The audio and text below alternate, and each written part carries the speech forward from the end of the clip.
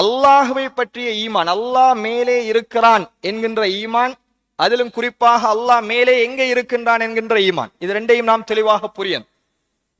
இது பாத்தில் என்றால் ஒருவர் முஃமின் இல்லை. இதற்கு அழகான ஒரு ஹதீஸை பாருங்க. சஹீஹ் முஸ்லிமில் 537வது இலக்கத்தில் பதிவு செய்யப்படுகிறது. முஆவியா இப்னுல் ஹக்கம் ரலியல்லாஹு அன்ஹு அவர்கள் தனக்கு ஒரு அடிமையை நியமித்து அந்த அடிமை அவருடைய ஆடுகளை மேய்த்து கொண்டிருக்கிறார். ஒரு நாள் போய் பார்க்கிறார், ஆடுகள் மேய்கின்ற பொழுது ஓனாய் வந்து ஒரு ஆட்டை தூக்கி கொண்டு போயிடுச்சு. இவர் முஆவியாவுக்கு கோபம் வந்து தன்னுடைய அடிமையை அறைந்து விட்டார். ஆனால் இவர் அறைந்ததன் பின்னாடி இவருடைய உள்ளம் ரொம்ப கஷ்டப்படுது. ரசூலுல்லாஹி ஸல்லல்லாஹு அலைஹி வஸல்லம் அவர்களிடத்தில் வருகிறார். யா ரசூலல்லாஹ், இப்படி ஒரு சம்பவம் நடந்து விட்டது. நானும் ஆதமுடைய மகனில் ஒருவன்.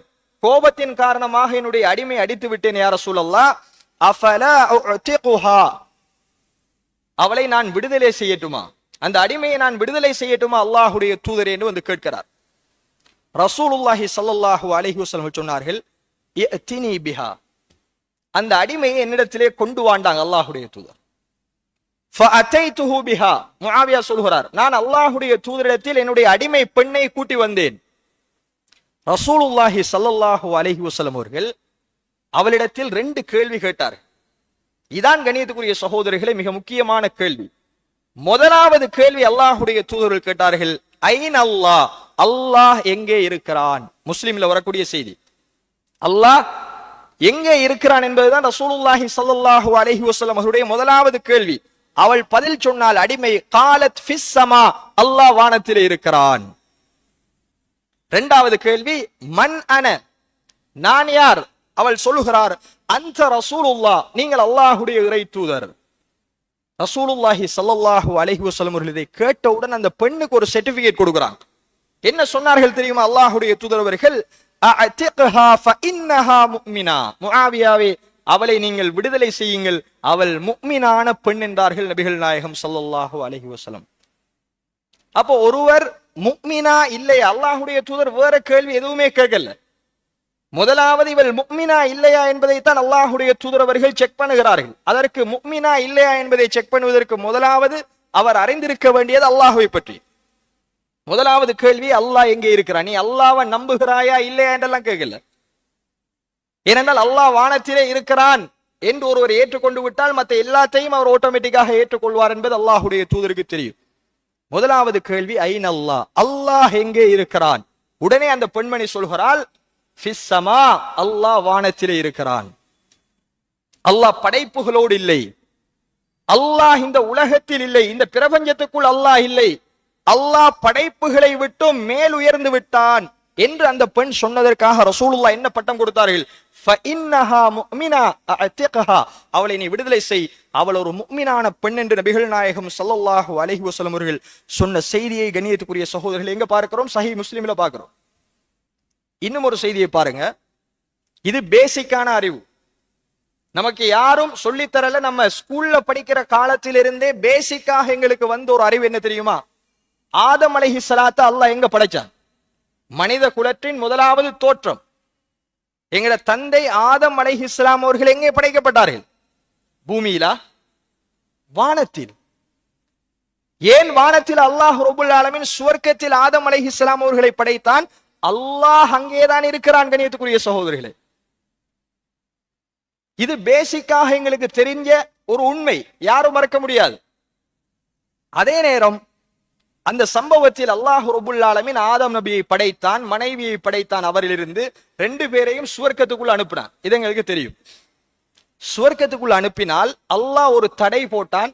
ஃபலா தக்ரபா ஹாதிஹி ஷஜரத ஃபதகூனா மினல் ஸாலிமீன், ஆதமும் ஹவ்வாவும் ஒரு மரத்தை மாத்திரம் புசிக்க கூடாது, புசித்தால் நீங்கள் அநியாயக்காரர்களா மாறிடுவீங்க, இந்த மரத்தை மட்டும் நெருங்க கூடாதுன்னு அல்லாஹ் சொன்னான். ஷைத்தான் அவர்களுக்கு வேண்டுமென்றே வஸ்வாஸை உண்டு பண்ணி அவர்களை வழிதவரச் செய்தான். ஃபஅஸல்லஹுமா ஷைத்தானு அன்ஹா, அல்லாஹ் குர்ஆனிலே சொல்கிறான். ஃபஅக்ரஜஹுமா மிம்மா கானா ஃபீ, எந்த சுவர்க்கத்தில் இருந்தார்களோ அதிலிருந்து ஷைத்தான் அவர்களை வெளியேற்றினான். அப்பொழுது அல்லாஹ்வுக்கு கோபம் வந்தது. அல்லாஹ் கட்டளையை மீறியவுடன் அல்லாஹ் கோபப்பட்டு என்ன சொன்னான்? வகுல்னா ஹ்பிது பஅலுக்கும் லிபஅலின் அது, நீங்கள் ஒருவருக்கொருவர் பகைவர்களாக இருக்க இங்கிருந்து உடனடியாக கீழ் இறங்குங்கள் என்று அல்லாஹ் சொன்னான். இங்க அல்லாஹ் பயன்படுத்துகிற வார்த்தை குல் நஹ்பிது, குர்ஆனில் கீழ் இறங்குங்கள். இப்ப கண்ணியத்துக்குரிய சகோதரர்கள் இந்த வசனத்தை சிந்திச்சு பாருங்க. ஒருவரை கீழே போங்கன்னு சொல்றதாக இருந்தால் அவர் எங்க இருக்கணும்? அவர் மேல இருந்தா தான் கீழே போங்கன்னு சொல்லலாம். இப்ப நான் இந்த நிலத்துல நிக்கிறேன், கீழே போங்கன்னா என்ன அர்த்தம்? பூமியை பொழந்துக்கிட்டு கீழே போங்கன்னு தான் சொல்லணும். ஏன்னா நிலத்துல நின்றுகிட்டு ஒருவரை கீழே போங்கன்னு சொல்ல முடியாது. ஒருவர் ஏணியில நிற்கிறார் அல்லது ஒரு 4 மாடி கட்டடத்தில் இருக்கிறார், அங்கிருந்து ஒருவர் கீழே போங்கண்டால் எங்களுக்கு தெளிவா விளங்குகிறது, மேலே இருக்கிறவர் எங்களை கீழே போக சொல்றார். அப்ப அல்லாஹ் ரப்புல் ஆலமீன் மேலே இருக்கிறான் என்பதை ஆணித்தரமாக சொல்கின்ற ஒரு வசனம் தான் இந்த வசனம். குல் நஹ்பிது, கீழிறங்குங்கள், இனிமேல் உங்களுக்கு இங்க வேலை இல்லைன்னு அல்லாஹ் பூமிக்கு பிடிச்சு அனுப்பினான்ங்கிற குர்ஆன் வசனத்தை கண்ணியத்துக்குரிய சகோதரர்களை நாங்கள் பார்க்கிறோம். அதே மாதிரி அல்லாஹுக்கு மாறு செய்தவன் ஷைத்தான். அங்கேயும் அல்லாஹ் ரப்புல் ஆலமீன் அதே வார்த்தையை பயன்படுத்துகிறார். ஆதமுக்கு சுஜூது செய்ய சொன்னவுடன் மலாயிக்காமார்கள் எல்லாம் சுஜூது செய்தார்கள். ஷைத்தான் மாத்திரம் சொன்னான், அன கைரும் மின்ஹு, நான் ஆதமை விட சிறப்பானவன். ஹலக்தனி மின் நார், என்னை நீ நெருப்பால படைத்திருக்கிறாய். வ ஹலக்தஹு மின் தீன், அவரை வெறும் களிமண்ணால் படைத்திருக்கிறாய், அவருக்கு சுஜூது செய்ய இயலாது என்று ஷைத்தான் சொன்னான். அல்லாஹ் பயன்படுத்துகிறான், قال فاهبط منها فما يكون لك ان تتكبر فيها, இங்கே உனக்கு பெருமை அடிப்பதற்கு எந்த அதிகாரமும் இல்லை, உடனடியாக நீயும் கீழே போகலாம். அங்கேயும் ஃபஹ்பித், கீழிறங்கு என்று அல்லாஹ் ரப்புல் ஆலமீன் தான் மேலே இருக்கிறான் என்பதை தெளிவாக சொல்கிறார். கண்ணியத்துக்குரிய சகோதரர்களை, இன்னொரு உண்மையை நீங்கள் கேட்டால் ஆச்சரியப்படுவீர்கள். ஃபிரௌன், அல்லாஹுக்கு மாறு செய்த ஃபிரௌன் அல்லாஹ் மேலே இருக்கிறான் என்றுதான் நம்பினார். குர்ஆன்ல ஒரு வசனத்தை பாருங்க, அல்லாஹு தஆலா திருமறை குர்ஆனிலே சொல்லி காட்டுகிறான். ஃபிரௌனுக்கு மூசா அலைஹிஸ்ஸலாம் அவர்கள் போய் பிரச்சாரம் செய்கிறார்கள், தஅவா செய்கிறார்கள். அப்பொழுது ஃபிரௌன் மூசா அலைஹிஸ்ஸலாத்து வஸ்ஸலாம் அவர்களை கேலி கிண்டல் செய்வதற்காக ஹாமான், அவனுடைய அமைச்சராக இருந்த ஹாமானுக்கு சொன்னான், ஹாமானே ஒரு கோபுரத்தை கட்டு, அதிலே படிகளை அமைத்து விடு, வானத்தின் படிகளில் ஏறி போய் நான் மூசாவுடைய ரப்பை எட்டி பார்க்க போறேன் என்று சொன்னான். அல்லாஹ் குர்ஆன்ல சொன்னான். ஃபிரௌன் மூசா நபியினுடைய பிரச்சாரத்தில் அல்லாஹ் எங்கே இருக்கிறான் என்று விளங்கினான். அவன் காபிர், அவன் இறை மறுப்பாளன், அவன் நரகவாதி, அதில் எந்த மாற்று கருத்தும் இல்லை. ஆனால் அல்லாஹ் சொல்லுகின்ற குர்ஆன் வசனத்தில் கண்ணியத்துக்குரிய சகோதரர்களே, ஃபிரௌன் கோபுரத்தை கட்டு, மூசாவுடைய ரப்பை போய் வானத்தில படிகள்ல ஏறி போய் பார்க்க போறேன் என்று சொன்னான். அப்ப மூசா அலைஹிஸ்ஸலாம் அவர்கள் அல்லாஹ் எங்கே இருக்கிறான் என்று பிரச்சாரம் செய்தார். அல்லாஹ் வானத்தில், கண்ணியத்துக்குரிய சகோதரர்களை, அல்லாஹ்வின் நல்லடியார்கள், இப்படி ஒன்றல்ல ரெண்டல்ல அடுக்கடுக்கான எத்தனையோ ஆதாரங்களை நாங்கள் பார்க்கிறோம். ஈசா அலைஹிஸ்ஸலாம் அவர்களை கொலை செய்வதற்காக நசாராக்கள் துரத்தி வந்த பொழுது ஈசா அலைஹிஸ்ஸலாம் இப்ப எங்க? இதெல்லாம் எங்களுக்கு தெரிஞ்சிருக்கிற பேசிக் அறிவு, அடிப்படையான அறிவு. ஈசா அலைஹிஸ்ஸலாம் அவர்களை அல்லாஹ் ரப்புல் ஆலமீன் வானத்தின் பக்கம் உயர்த்தி கொண்டான்.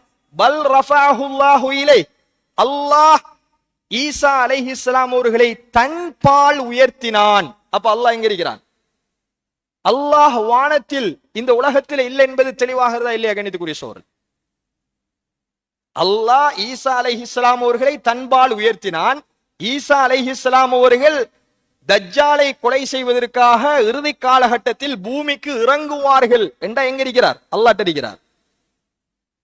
இன்று வரைக்கும் உயிரோடு இருக்கிறார்கள் ஈசா அலைஹிஸ்ஸலாம் அவர்கள் என்பது எங்களுடைய ஈமான். அப்ப அல்லாஹ் அவரை தன்பால் உயர்த்தினான் என்றால், கண்ணியத்துக்குரிய சகோதரர்களே, அல்லாஹ்வின் நல்லடியார்களே, அல்லாஹ் மேலே இருக்கிறான் என்பதை இவ்வளவு ஆதாரங்களும் சொல்கிறது. இது மட்டுமல்ல, ஏராளமான ஆதாரங்கள், எத்தனையோ அடுக்கடுக்கான ஆதாரங்கள் இருக்கிறது. அதற்கு நேரம் போதாது, ஒரு சிலதை மட்டும் கண்ணியத்துக்குரிய சகோதரர்களை நான் சொல்லி காட்டுகிறேன். இப்ப அல்லாஹு தாலா சூரத்து தாஹா 5வது வசனம், இதுதான் நம்ம சிந்திக்க வேண்டிய மிக முக்கியமான வசனம். அதுல தான் எங்கே இருக்கிறேன் என்பதை அல்லாஹ் தானே சொல்லணும். நம்மளை படைச்ச ரப்பு தான் அவன் எங்கே இருக்கிறான் என்பதை நமக்கு சொல்லித்தரணும். அவன் குர்ஆனுடைய 8 வசனங்களிலே சொல்கிறான். சாதாரண ஒன்றல்ல ரெண்டல்ல, மயக்கமான வசனங்கள் அல்ல, மிக தெளிவான அத்தியாயங்களில் அல்லாஹ் சொல்கிறான், வசனங்களிலே சொல்கிறான். சூரத்து தாஹா 5வது வசனம், அர் ரஹ்மானு அலல் அர்ஷிஸ்தவா, அர் ரஹ்மான் ஆகிய அல்லாஹ் அரஷின் மீது ஆகிவிட்டான். அதே மாதிரி சூரத்துல் ஹதீதுடைய 4வது வசனம், சும்மஸ்தவா அலல் அர்ஷ், அல்லாஹ் அரஷின் மீது ஆகிவிட்டான். சூரத்துல் ஆராஃப் 54வது வசனம் அதே செய்தி. சூரத்து யூனுஸ் 3வது வசனம், சூரத்து ரஅத் 2வது வசனம், சூரத்துல் ஃபுர்கான் 59, சூரத்து சஜதா 4, சூரத்துல் ஹதீத் 4. இந்த 8 வசனங்களிலும் அல்லாஹ் எங்கே இருப்பதாக சொல்கிறான்? 7 வானங்கள் கடந்து அர்ஷின் மீது இருக்கிறான்.